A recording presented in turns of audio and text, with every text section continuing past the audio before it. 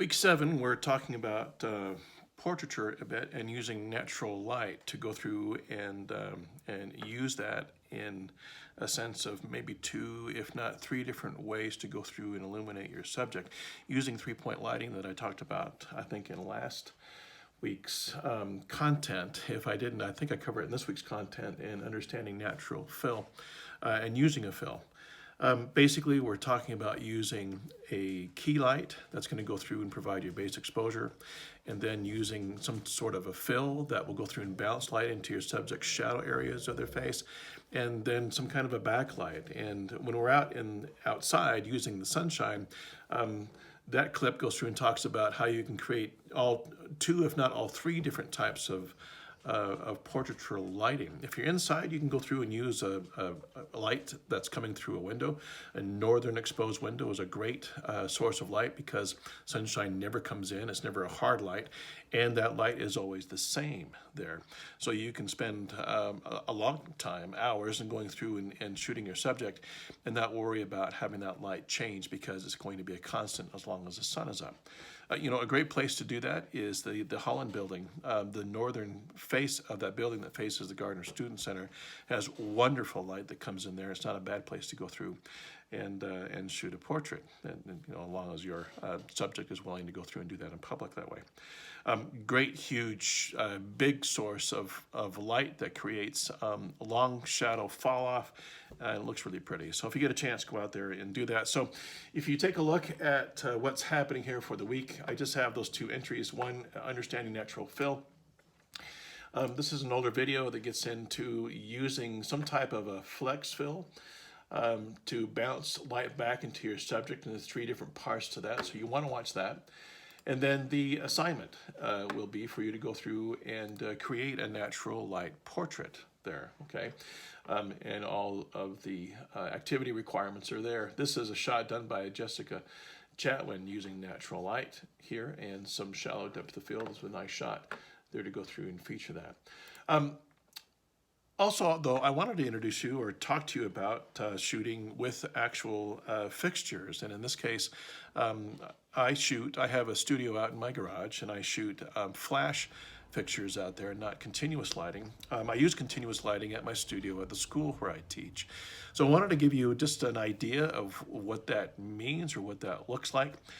First off, in the garage, out in the barn, the studio out there,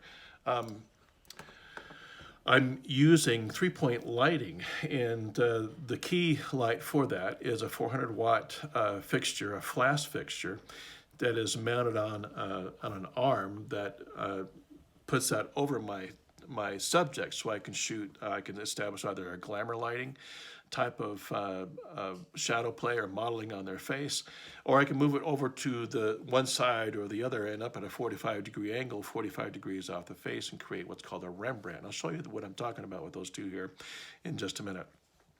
I'm using a flex fill as my fill source, so it's not a light source, it's actually bouncing light from my main. And then over here in the background, I'm using quite a large fixture to go through and create my backlight. And what this does is it gives me control, and it creates kind of a blade of light that goes through and just brushes along the side of my subject's face, like what you're seeing here on Jake. That goes through and kind of pops him from the background and gives a more natural feel. They don't blend into the background so much. So these are the images that I shot with this studio setup lighting. I went through and photographed my family over a reunion that we have over Christmas. And as you can see, there's kind of a variation here. In the couples, I used kind of a glamour setup to where the key is on top of the subjects, and then there's a bounce fill going underneath them. But on a couple of them, like on Katie here, this is a glamour shot. And on Brian here, this is a Rembrandt. And how we identify that is by that triangle of light that you could see over on the left-hand side cheek. There's that triangle of light. His nose casts a shadow underneath that. The rest of that face kind of goes off into shadow. There's a little bit of a bounce fill coming back on that with that flex fill that I showed you as it goes. In my studio at the school where I teach, I'm using continuous lighting there because I'm teaching in a motion picture program obviously the lights have to stay on all the time. So I'm able to go through and create 3-point lighting with those, and then using about a 60th of a second exposure on these. The first one that you're seeing is also a glamour here. This is a glamour on Jesse that you're seeing.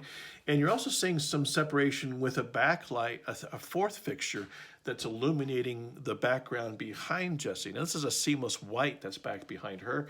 And I am working the gray tones on that as it goes. But you can see there's it's very flattering light. There's no heavy shadows underneath the chin or underneath the brow of the eyes or underneath the nose. It gives a really nice highlight on Jesse's hair. And then on Nate here, I've created a Rembrandt as well, but I've gone through and illuminated the background on that seamless white just to kind of, again, give him a pop. And again, if you look on the left side of his, as you're looking at him, the left side of his face, you can see that backlight cut that's coming back across his face. A little bit harder light there that's going through and highlighting the face and the rim of his glasses and some background. There's also a hair light up above both of these subjects as that goes.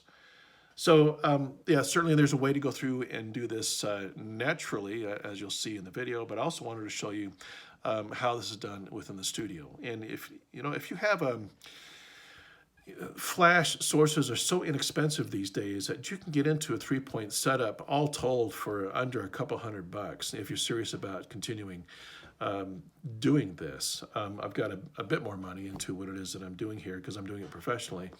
But you can certainly go through and recreate what it is that I'm demonstrating to you here for not a whole lot of scratch to go through and put together a professional portfolio. So I hope this helps you out. I'm looking forward to seeing your natural light portraits here.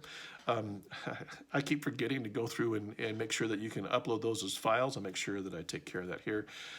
Those of you who are continuing with your blog, that's fine. And you can upload I'll keep the URL upload for that as well, because eventually toward the end of the semester, that'll be for your portfolio as it is, okay?